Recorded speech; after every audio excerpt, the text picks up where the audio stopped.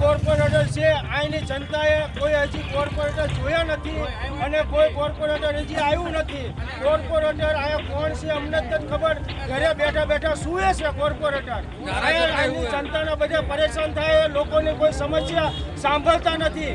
Public કઈ કંટાળી ગયું છે. કોર્પોરેટરને કોઈની જરૂર નથી. એ લોકોએ એના પેટ ભરી લીધા છે.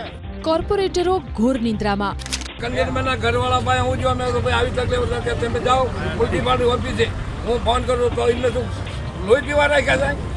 હું જાઉં સિનિયર સિટીઝન યા જાઉં મ્યુનિસિપાલિટી ઓફિસે. ધારાસભ્ય સામે રોષ.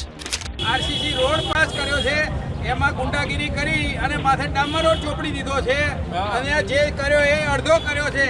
બાકી તો તમારી તેવડ નથી. કોઈ રાજકારણીઓ અહીંયા જોવા આવતા નથી, તો તમે કેમ ચેક કરવા આવતા નથી? રાજનેતાઓ પર આરોપ.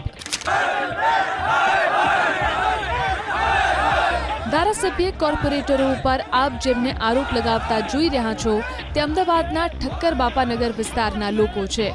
વૃંદાવન પાર્ક સોસાયટી નજીક ડ્રેનેજ લાઇન નાખવા, વરસાદી પાણીની લાઇન અને રોડ બનાવવા મુદ્દે સ્થાનિકોએ ધારાસભ્ય કંચન રાદડિયા અને કોર્પોરેટરનો ઉજળો લીધો. સ્થાનિકોનો આરોપ છે કે અનેક વખત રજૂઆત કરવા છતાં સમસ્યાનો કોઈ ઉકેલ નથી આવ્યો. વર્ષો જૂની ગટર લાઇન હોવા છતાં નવી લાઇન નાખવામાં આવતી નથી. એટલું જ નહીં, ભાજપના ધારાસભ્ય કંચન રાદડિયા અને કોર્પોરેટરો વિરુદ્ધ સૂત્રોચ્ચાર કરી સ્થાનિકોએ રોષ ઠાલવ્યો. સ્થાનિકોના આક્રોશ મુદ્દે ધારાસભ્ય કંચન રાદડિયાનું શું કહેવું છે તે પણ આપ સાંભળો. વૃંદાવન સોસાયટીના લોકો નહીં પણ આમાં બીજા બધા લોકો ભેગા હોય છે. આમાં બીજા પાર્ટીના લોકો હોય છે. આ લોકોએ આ અમારા વિસ્તારની ભોળી જનતા છે ને એમને ઉશ્કાવી અને આ બધા ઇસ્યુ બનાવતા હોય છે. અત્યારે ચૂંટણી આવે છે, આ ચૂંટણીનો માહોલ છે, એટલા માટે થઈને આ ઇસ્યુ બનાવેલો છે.